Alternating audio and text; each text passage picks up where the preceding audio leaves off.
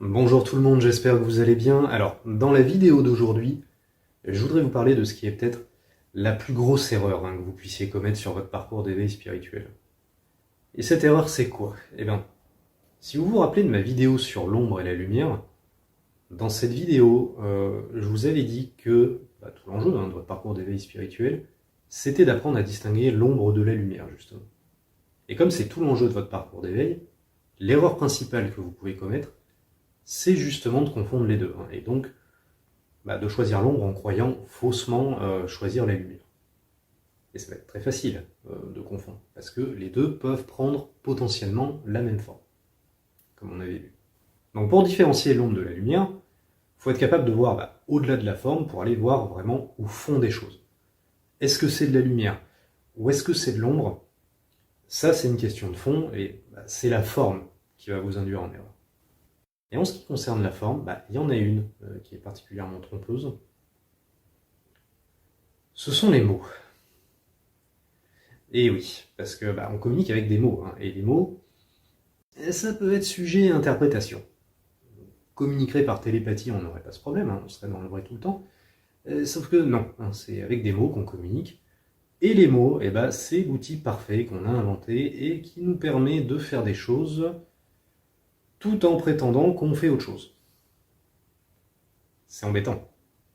Et c'est d'autant plus embêtant que les mots, c'est aussi ce qu'on utilise pour diffuser de l'information dans les domaines du développement personnel et spirituel.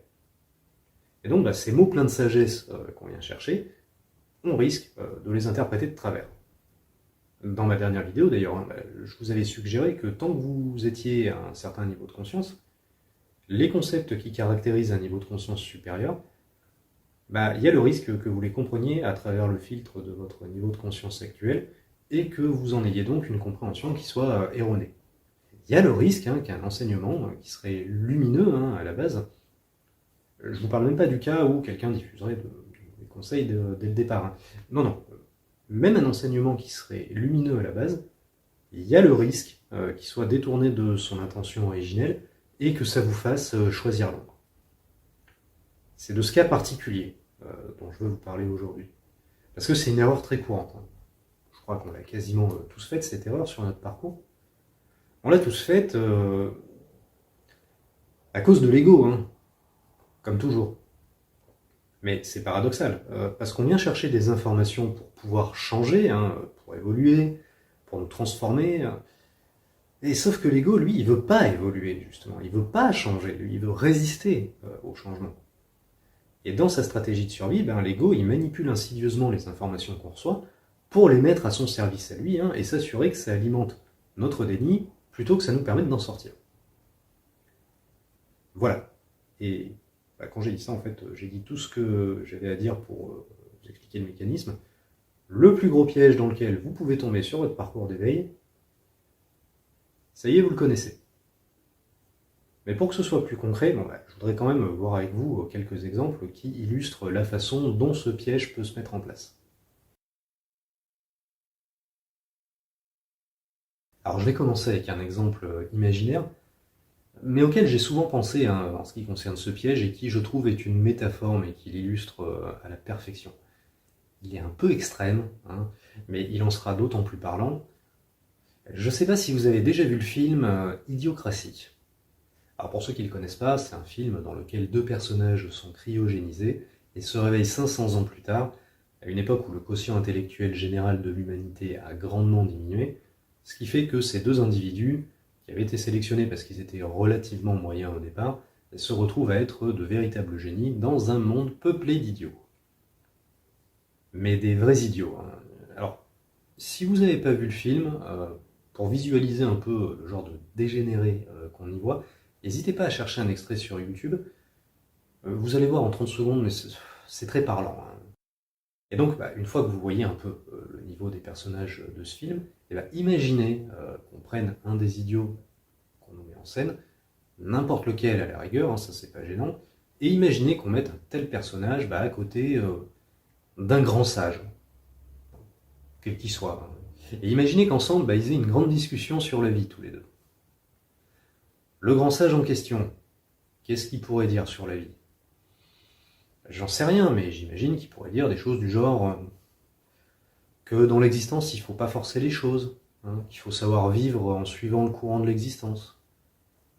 Ou encore qu'on a l'esprit qui est souvent trop préoccupé par le passé, hein, par l'avenir, et qu'on n'arrive pas à être suffisamment concentré sur ce qui se passe ici et maintenant. Ou encore que notre esprit, il est souvent encombré par une trop grande réflexion, hein, ce qui nous empêche d'écouter notre intuition. Il pourrait dire des choses comme ça, j'imagine. Bon, mais maintenant, est-ce que vous imaginez ce qu'un tel discours donnerait dans la tête d'un personnage comme on en voit dans Idiocratie? Il y a fort à parier que si un des personnages entendait ça, il répondrait au grand sage: ouais, t'as raison, faut pas se prendre la tête, faut pas trop réfléchir, faut faire ce qu'on a envie de faire sur le moment, et qu'ensuite il retournerait à son mode de vie basé sur la stupidité et la déchéance, exactement comme avant, mais en plus en étant persuadé que le grand sage a avalisé son style de vie et qu'il est dans le vrai. Alors que c'est certainement pas ce que le grand sage en question suggérait dans son discours. Pas du tout. Mais voilà, dans cet exemple, vous voyez que quasiment les mêmes mots peuvent servir à désigner deux niveaux de conscience qui n'ont absolument rien à voir l'un avec l'autre. C'est de ça dont je vous parle aujourd'hui.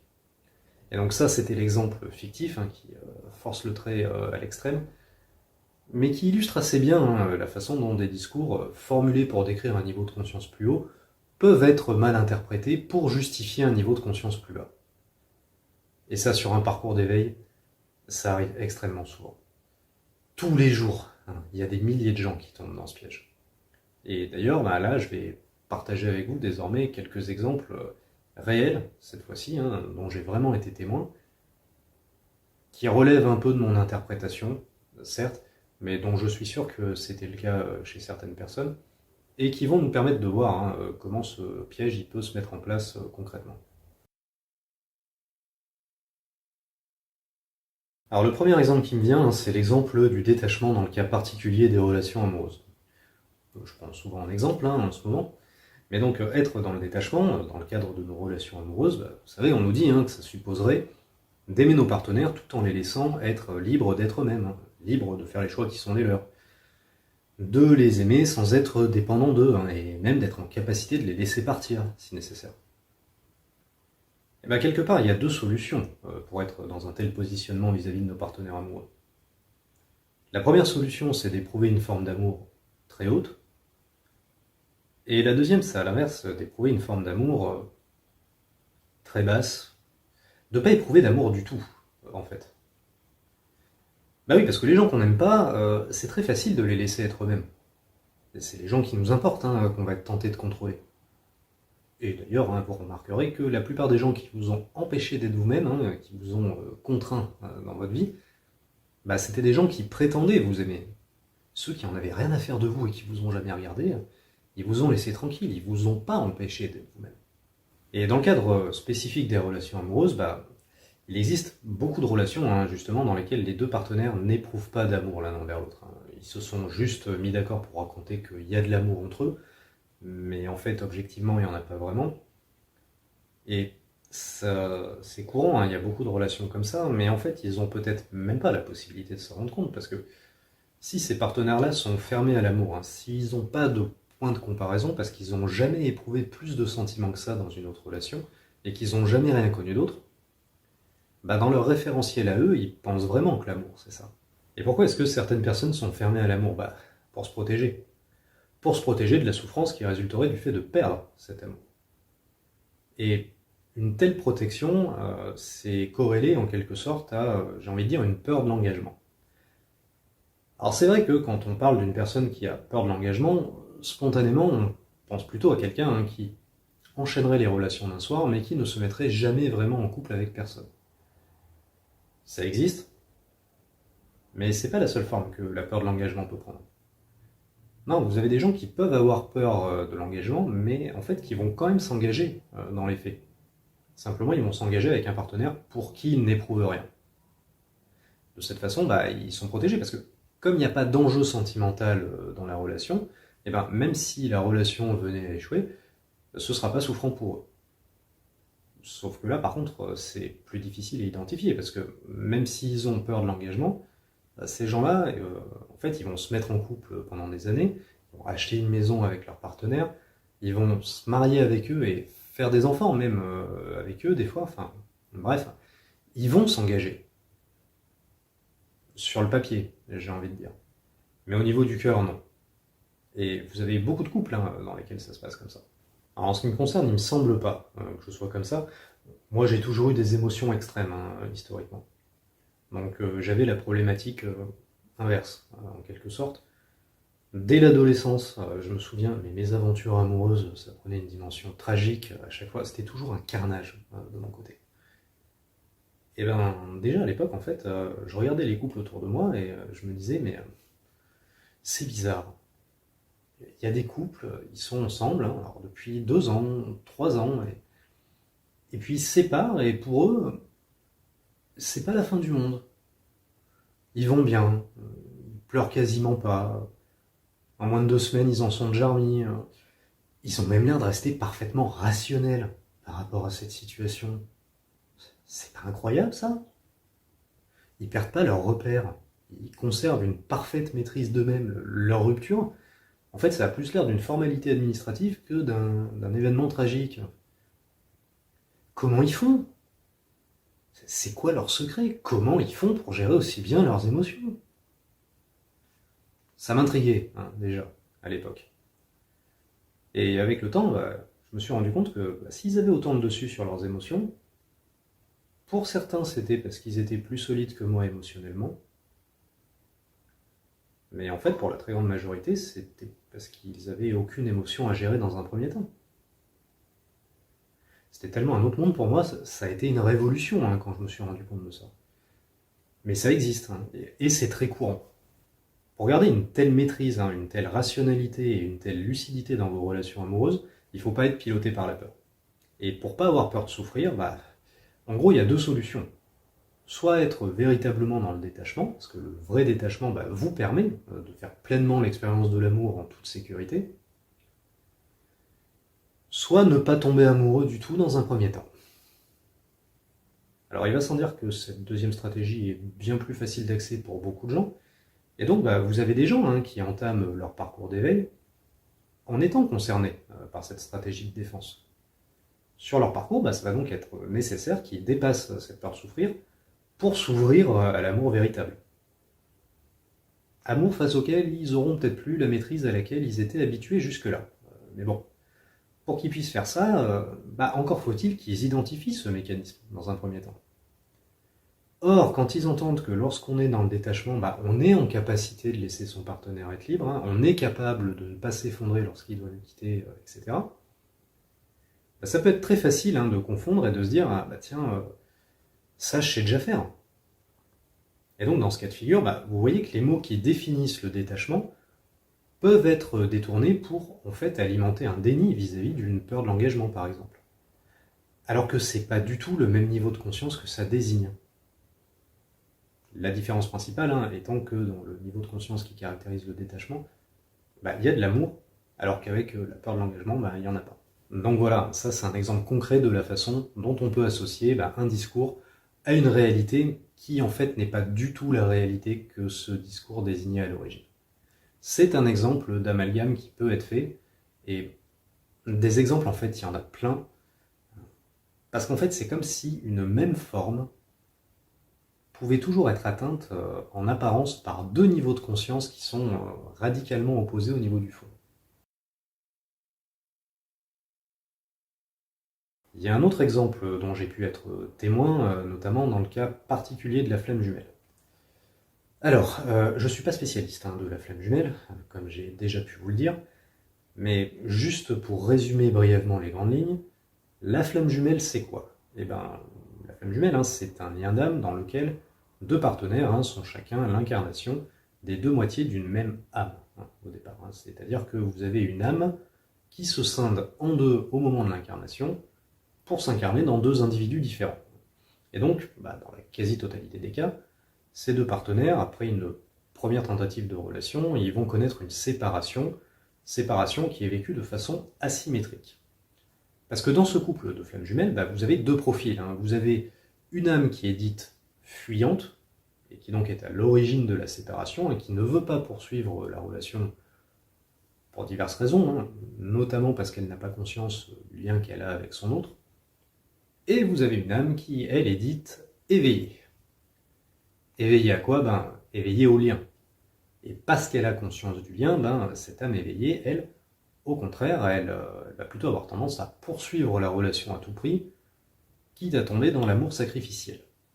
Voilà, pour ceux qui ne connaissaient pas, donc c'était la flamme jumelle, mais alors en très très résumé. Non, parce qu'après c'est très complexe, la flamme jumelle. Il y a énormément d'implications, il y a énormément de subtilités, et pour tout vous dire, pendant mon temps libre, il y a des moments où j'étudie un peu la théorie de la relativité. Parce que, voilà, j'ai envie de comprendre comment ça fonctionne, ça me fait kiffer. Et il y a des jours où même la théorie de la relativité, ça me paraît plus simple que la flamme jumelle. Donc c'est pour vous dire. Donc là, j'ai juste présenté les grandes lignes directrices de ce concept. Les grandes lignes sur lesquelles il me semble que tout le monde est d'accord. Et alors il y a toute une communauté qui existe autour de la flamme jumelle. Communauté dans laquelle vous avez une majorité d'âmes éveillées. Normal. Parce que tant qu'une âme fuyante n'a pas pris conscience du lien, qu'est-ce qu'elle viendrait y faire? Alors, il y en a, mais voilà. Par construction, c'est pas la majorité, c'est surtout les âmes éveillées qui se tournent vers ce genre de groupe. C'est donc à leur attention que la plupart des messages sont tournés. Et le message qu'on entend le plus souvent dans le milieu de la flamme jumelle, c'est quoi? C'est qu'il faut accepter de laisser partir son jumeau. Qu'il faut le laisser être libre de vivre sa vie, qu'il faut être capable de vivre sa vie sans lui, et qu'avoir absolument besoin qu'il soit présent dans notre vie, c'est pas de l'amour inconditionnel, et qu'il faut être capable de l'aimer même sans être en couple avec lui ou avec elle. Et que de toute façon, le but de la flamme jumelle, c'est pas la réunion du couple. C'est ça le message qu'on entend le plus. Et ce message, c'est un rappel important pour toutes les âmes éveillées. Ce que j'ai déjà vu par contre, et dont je voulais vous parler, c'est que parfois, il y a des âmes fuyantes qui s'intéressent à la flamme jumelle, qui se manifestent, et qui, en entendant un tel discours, disent voilà, moi mon autre, je suis capable de l'aimer même sans être en couple avec lui ou avec elle. J'ai pas besoin d'être en couple avec lui ou avec elle, et j'ai pas besoin de telles conditions pour l'aimer. Sous-entendu, regardez comme je suis fort. Oui, mais non. Parce que les deux partenaires de la flamme jumelle, ils conçoivent pas l'amour de la même façon, et donc ils n'ont pas le même travail à faire sur eux pour incarner l'amour divin. Autant pour l'âme éveillée, laisser partir son partenaire, c'est vraiment quelque chose qu'elle doit apprendre à accepter, et si elle y arrive, c'est vraiment qu'elle a énormément progressé, c'est vraiment une démonstration d'amour inconditionnel pour le coup. Autant pour l'âme fuyante, c'est pas une progression, c'est juste continuer de faire ce qu'elle fait déjà. Ce qu'elle fait déjà, pas parce qu'elle est capable d'aimer son autre sans être avec, mais parce que ça l'arrange en fait. Et lorsqu'une âme fuyante entend ce genre de discours, qui ne lui est pas destiné, ça peut être facile pour elle de détourner ce message de son intention originelle et de s'en servir d'excuse pour être dans le déni du travail qu'elle a à faire. En l'occurrence, là, pour l'âme fuyante, ça lui permet d'éviter de se confronter à toutes les peurs que la relation génère en elle et de prétendre que le travail il est déjà fait. Sauf que bien sûr, c'est un déni qui va être confortable à court terme, mais qui sera dramatique à long terme. Parce qu'autant dans la flamme jumelle, la réunion du binôme n'est jamais garantie, autant de travail à faire sur nous, travail que l'autre vient révéler encore une fois, mais ce travail sur nous, il me semble que lui, il est garanti, par contre, on n'y échappe pas. Pour l'un comme pour l'autre, va falloir le faire, il n'y a pas le choix.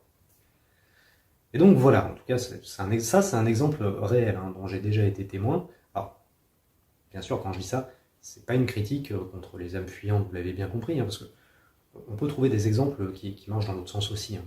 Mais voilà.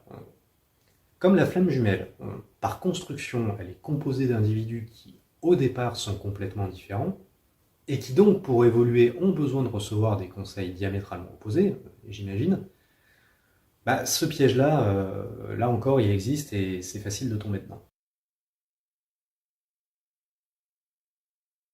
Et vous voyez que notre inconscient peut trouver des déviations, alors très subtiles, on est d'accord, mais que je trouve quand même au final c'est très concret comme piège, et que tous les jours, On croise des gens qui détournent, sans même s'en rendre compte, hein, la sagesse qu'ils reçoivent pour continuer d'alimenter leur déni.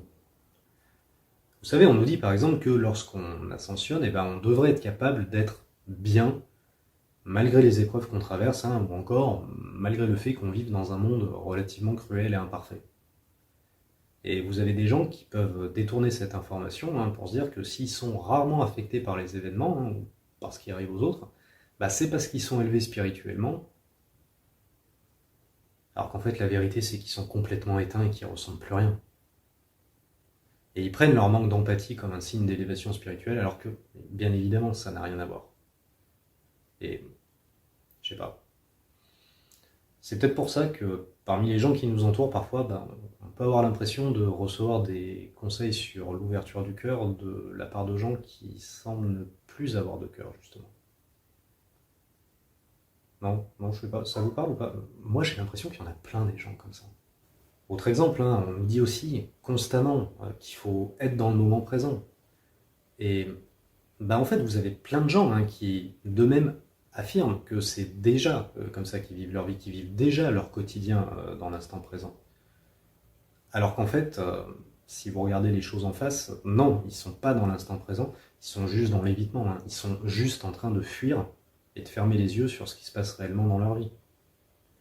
Vous avez des gens, hein, par exemple, qui sont au bord d'une véritable crise, hein, dans leur cercle familial ou amical, ou même dans leur couple. Hein. Et alors, il y a des signes avant-coureurs flagrants, hein, qui indiquent qu'il y a une explosion qui se prépare dans le cercle en question, mais qui, au lieu de reconnaître ça, vont plutôt sortir en boîte, ou partir en vacances, ou se réfugier dans n'importe quelle autre activité récréative pour se vider la tête, en fait, et éviter d'y penser. Alors que s'ils conscientisaient l'enjeu qui se présente, ils pourraient agir et régler ce problème qui est en train d'émerger là, dans le présent. Que l'instant présent les invite à affronter et à résoudre. Et c'est ironique en fait, parce que très souvent, en étant dans l'instant présent, soi-disant, ces gens-là fuient des enjeux qui se présentent à eux dans le présent, justement. Ils disent qu'ils sont dans l'instant présent, mais ils n'acceptent pas l'instant présent pour ce qu'il est vraiment. Ils ont une façon de vivre l'instant présent qui est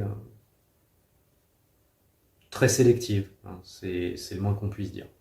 Et donc, tous les discours qu'ils peuvent entendre sur le fait de devoir vivre sa vie dans l'instant présent peuvent être détournés pour continuer d'alimenter leur déni. Bon, et enfin, dernier exemple, alors, je sais pas si je devrais le mentionner celui-là, hein, parce que je sens que ça va pas plaire à tout le monde, mais je sais que ça existe. On peut nous dire parfois, hein, vous savez, que lorsqu'on parvient à un niveau d'ascension suffisamment haut, l'existence devient relativement orgasmique et que, depuis cette perspective, la sexualité peut perdre de son attrait, ou en tout cas perdre son caractère urgent, si on peut dire, et qu'on n'est plus autant attiré par la sexualité qu'on l'a été jusque-là. Vous noterez au passage que ceux qui parviennent à un tel niveau de conscience ne renonceraient pas à la sexualité, hein, et ne s'imposeraient pas une abstinence de principe. Ils se détacheraient simplement de la sexualité sans même chercher à s'en détacher, en fait. Hein, ils s'en détacheraient simplement parce qu'ils accéderaient à une expérience de la vie tellement puissante, hein, en termes de plaisir ressenti, que le plaisir sexuel ne leur apporterait plus grand-chose en termes de plus-value. Et parmi les gens qui ont une sexualité relativement espacée, hein, voire une vie sexuelle quasi inexistante, vous en avez pour qui c'est le cas parce qu'ils ont vraiment atteint un tel niveau de conscience, hein, et pour qui c'est vraiment un choix. Mais je sais que vous avez aussi des gens qui, en entendant ce message, s'imaginent être très élevés spirituellement, hein, parce qu'ils sont au-dessus de leur pulsion sexuelle,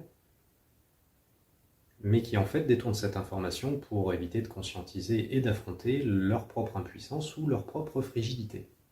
Et là encore, ça va être facile pour l'inconscient de faire l'amalgame, parce qu'au niveau de la forme, ça va être la même chose pour ces deux catégories de personnes.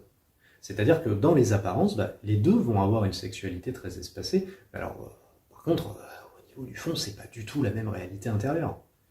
Dans le premier cas, on est dans le cas d'une personne qui a vraiment atteint un niveau de conscience orgasmique. Si vraiment un jour elle décide de faire l'expérience de la sexualité, non mais là ça va fonctionner. Et non seulement ça va fonctionner, mais ça va être une expérience surpuissante.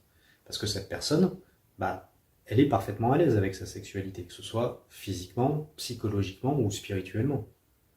Alors que dans le deuxième cas, le jour où cette personne elle va vouloir faire l'expérience de la sexualité, Là, par contre, soit ça va pas marcher, soit ça va être une expérience très pauvre. Parce que dans le premier cas, on est sur une complétude authentique de l'être, alors que dans le deuxième cas, on est dans le déni d'une ablation de l'être. Oui, le terme est fort, mais en même temps, c'est ça. Donc voilà, quelques exemples que je pouvais partager avec vous pour illustrer ce risque qu'il y a à détourner les enseignements spirituels qu'on reçoit pour alimenter notre déni et maintenir l'ego tel qu'il est. Donc j'espère qu'avec ces exemples, c'est plus parlant et que vous comprenez un peu mieux parce que c'est un piège très subtil qui est pas évident à identifier. Après, comme toujours, la liste d'exemples que j'ai donnée n'est absolument pas exhaustive. D'ailleurs, vous verrez que dans votre quotidien, des exemples supplémentaires, vous en trouverez plein. Non, parce que c'est très courant comme piège, hein. Moi aussi, je suis tombé dans ce piège par le passé. Mais c'est important de le reconnaître et d'être vigilant par rapport à ce phénomène, parce que c'est vraiment le plus gros piège dans lequel vous pouvez tomber. Parce que c'est quand même ce mécanisme qui vient corrompre tous les efforts que vous faites pour vous en sortir. Quand même. Donc, oui, c'est important d'être vigilant par rapport à ça. Et maintenant qu'on a dit tout ça, est-ce que j'ai un dernier conseil à vous donner pour vous aider à conscientiser ces détournements dont vous êtes peut-être victime? Oui, j'ai un conseil.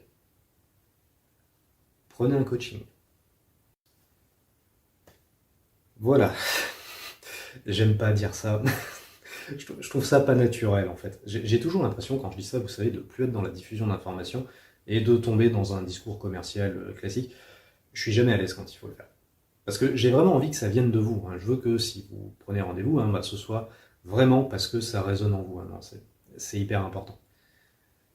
Mais bon, par contre, là en l'occurrence, c'est vraiment justifié. Parce qu'identifier ce piège et conscientiser ces détournements, vous pouvez pas le faire seul. Ou alors ça va prendre un temps fou, alors qu'avec un regard extérieur, on y arrive beaucoup plus facilement. Le vrai conseil, c'est vraiment celui-là. Et je sais que c'est un piège dans lequel vous tombez de temps en temps. Même si je m'efforce d'être le plus clair possible dans le message que je vous transmets, je sais que même si vous suivez très attentivement mes vidéos, il y a un écart entre l'information que je transmets et celle que vous recevez. Et que parfois, vous voyez des portails là où il n'y en a pas, ou qu'il y a des tests que la vie vous envoie, que vous comprenez de travers, etc. Bon, et je dis ça, c'est pas une critique, non, parce que c'est humain et c'est inévitable, en fait. Et donc voilà, si vous voulez aller plus loin, là on n'est plus dans l'accompagnement généraliste, on est dans l'accompagnement personnalisé. Donc si vous avez l'impression d'être perdu dans tous les enseignements que vous recevez, que ce soit les miens, ceux des autres, ou les deux, alors là, oui, là, vous n'hésitez pas, vous prenez rendez-vous, ça permet d'avoir un point de vue extérieur. C'est comme ça qu'on peut vraiment se pencher sur votre parcours spécifique et qu'on peut faire le point sur les enjeux et les challenges que la vie vous présente actuellement, qu'on peut révéler et conscientiser ce que vous avez peut-être pas encore vu, et c'est ce qui vous permet d'avoir enfin le plan dont vous avez besoin pour être sûr de partir dans la bonne direction. Voilà. Après, c'est vous qui voyez. En tout cas, j'espère que ça vous aura parlé. Merci encore de m'avoir suivi, et je vous dis à très vite pour la prochaine vidéo, les amis. Et à moi, à vous tous.